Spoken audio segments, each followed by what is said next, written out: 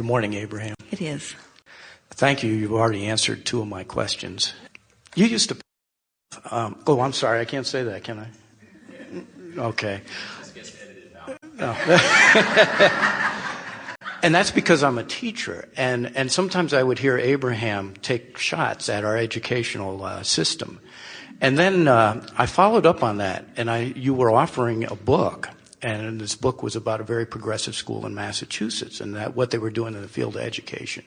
And I loved it, and I'm no longer angry or upset about that. But it brought up a question to me. Well, we are not upset with the educational system.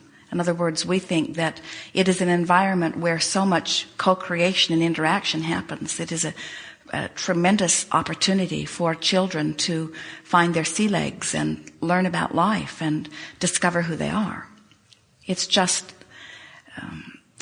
in some environments it is comparable to being in jail. Absolutely.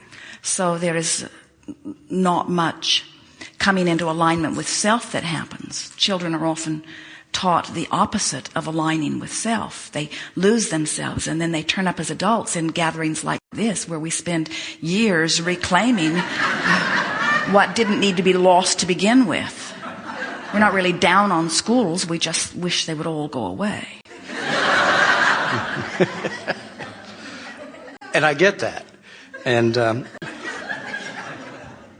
I love teaching. I love kids. 98% of them are absolutely angels when they walk into my classroom. I'm a high school teacher. I teach freshmen. I love the lifestyle. I'm a musician. It gives me the opportunity to write music, to play music. I own investment property, and I can do all of these things. There's one part of the career that I continue to struggle with, and that is what they call classroom management. 98% of those kids that walk in, I have no issue with. I love them up. We have a great time in there. I tend to use humor. Yes, they've been trained to behave. Right. My real question is about the 2% that are really ornery, that are mean, that are ugly, that are nasty. And those are the challenge, the ones that Those are the ones that we're talking about here today as we're talking about this emotional scale. In other words, those are the ones who, even though you'd like them to comply, you'd like them to be bright, happy, fluffy, something's happening in their experience that has them in a state of despair, and they can't make the jump. And you can't yell at them enough or discipline them enough to move them up the emotional scale. Absolutely. And the reason that we teach them as individuals is because we would say to the ornery ones, as well as to the happy ones, but we would say to the ornery ones, don't ask them to approve of you in order for you to feel good. And they would say, don't worry, I don't give a rip whether they approve of me or not. And we would say, how you feel is about how you choose to feel. And they would say, well, how I choose to feel is free and away from this place of bondage. And we would say, the place of bondage will follow you everywhere you go as long as you believe that they have to do something different to affect the way you feel. We are saying that to you. We are saying that to the happy kids. We are saying that to the unhappy kids. You can feel the way you want to feel no matter what the circumstances are. But you see, a lot of people have discovered that they can't be good enough. They can't comply enough to really win approval. And this is the thing we really want you to hear. It's going to be an entirely new reorienting experience for you. So the 98% of the classroom that you say are complying, they are those who it was just easier to get them to conform to the rule in order to receive the approval back. The ones that are holdouts are those who in the beginning, it is our promise to you, tried to comply. Now, feel the difference. See yourself as a freshman in high school, and see yourself as someone who was at one time 2 and 3 and 4 and 5 and 6 and 7, and see yourself as one of the kids who are now easily complying, who had a parent who had certain standards and laid out certain laws. And they learned early on that if they behaved in a certain way, they got their parents' approval. And if they behaved in another way, they got their parents' disapproval. So they learned through trial and error to get their parents' approval, to get their parents' approval, to get their parents' approval. And oddly enough, when they entered the school system, they were sort of well prepared. They got their parents' approval, they got their first grade teacher's approval, they got their second grade teacher's approval, and by the time they make it into your ninth grade class, they know the drill. They know how to be, or at least how to pretend to be, to get your approval. You used the perfect word, to comply. But what about the child who was 2 years old, who had a disoriented parent, who had lost his job, or whose brother had been killed, or had lost his foot in the war, or whatever had happened? And this child, like all children, wanted his approval, reached for his approval, but could not get his approval. No matter how hard he tried, could not get his approval. Sometimes he would get it, but not very often, and usually he could not get his approval.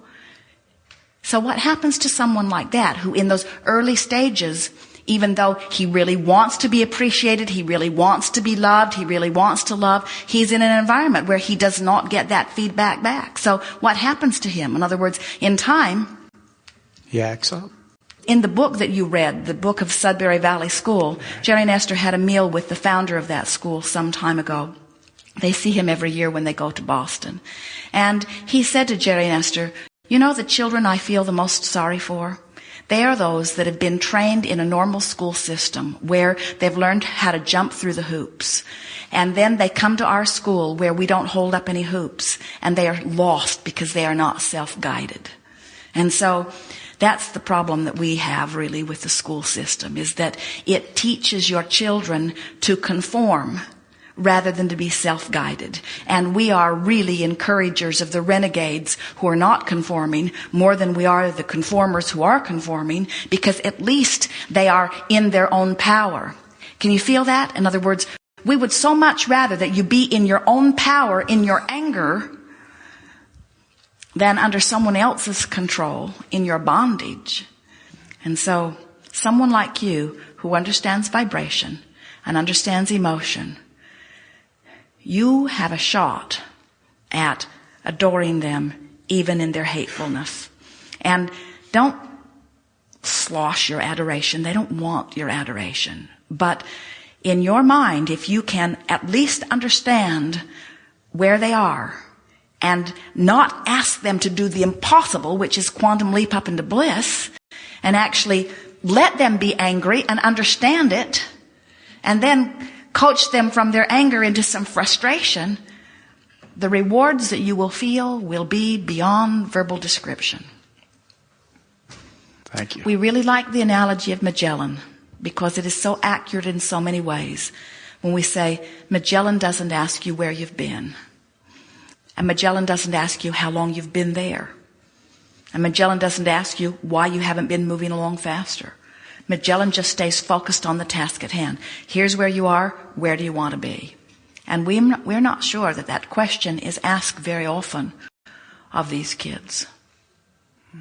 Here's where you are. Where do you want to be? Seems irrelevant. Mostly the school says, here's where you are and here's where we want you to be. Big disconnect. Or here's where you are and you should be over there. Or here's where you are and you've been here too long. And wouldn't it be refreshing for you to say to them, what do you want? They might say, I don't want to be here. And then you might say, well, what do you want? In other words, give them your ear. What is it that you want? Say to them, I can't get you from where you are to what you want instantaneously. But I believe I have the ability to show you how to get from where you are to where you want to be eventually. And I can tune you in. I can turn you on to a system, say to them, where you'll know where you are. Say to them, but one thing's really important. You can't give a rip what anybody else thinks. You good with that? You'll get their attention. You can't care what anybody else thinks. This isn't about jumping through hoops to please somebody else. This is about getting in touch with your own guidance system. Get them aside. separate from the others who are so good at jumping through hoops they can't hear you. And talk to these genius, leading edge creators, teachers who have come forth in power, who were so determined that they were going to do it differently, that they deliberately were born into an environment where hoop jumping was not encouraged. Discover the power of these kids. That's why they captivate you. They're powerful. It's where I focus a lot of my energy. And I do make some differences, and I have some tremendous wins, but thank you. But if the difference you make is that you teach them how to jump through a hoop, you haven't given them what they came to get from you. In other words, you don't want to teach them to conform so that they'll get approval from the system. You want to teach them to get approval from themselves. And you'll know it's possible for somebody to get an A and still be in alignment with Source. But what you're wanting to teach them is how to find their joy, not how to get an A. And if you'll let that be your new criteria, then you'll reach a lot of them. And they will remember you always. Thank you. Yes, indeed. Good time for a segment of reflection. We are.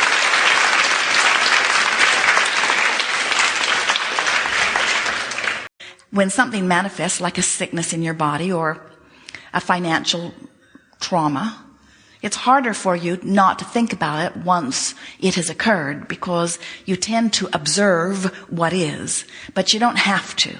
And that's the thing that we're really wanting to say to you. Your guidance system is saying to you, your highlighted route is the route that feels the best to you. So it's important for you from this moment forward to decide that you are no longer going to compare your highlighted route with anyone else's. Can you imagine if Magellan were giving Jerry and Esther information on someone else?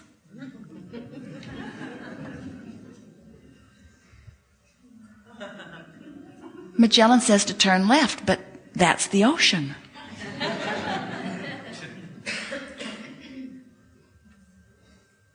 You have to not give a rip what anybody else thinks. All those laws and rules that have been written, we understand how they got there. In other words, if you don't understand about vibration, and you're observing, and you see some things that make you feel good when you observe them, we understand why you'd want more of those. And when you see things that make you feel horrible, we would understand why you would want fewer or none of those. We see why your society sets out to try to control conditions.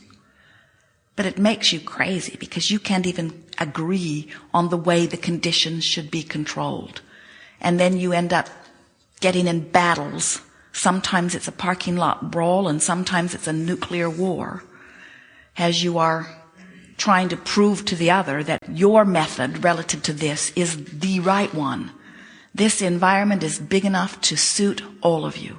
You can live in your differences. And in the moment that you as an individual decide that you're not going to ask one other to change one thing they're doing to improve the way you feel, you will find freedom for the first time. Freedom more delicious than words can describe. We don't know anyone who wants anything, whether it's a material object, a state of being, a change in their physical body, more money, a relationship. We've never seen any of you want anything that was for any other reason other than you think you would feel better in the having of it. And as you show yourself that you can feel better anyway, no matter what, now you are free. And the better you feel, the better you attract. And the better you attract, the better you feel. And the better you feel, the better you attract. But you got to start where you are, don't you? And that's what's tripping some of you up too. You want to jump over. You say, get me over there with all of the things that I've been wanting and then I will feel better. And we say, we don't doubt that, but you can't get there from there. You've got to feel better and then you'll get there. And you say, well, I can't feel better as long as the situation is like it is. And we say, yes, you can. And that's what you've come here to learn today. You can feel better no matter what. And if you don't try to feel better, nothing can get better. You've got to change the way you feel first. And when you change the way you feel, you have changed your point of attraction. And when you've changed your point of attraction, everything shifts. We are done. There's not more that we could give you. Go to the beach. It's been great.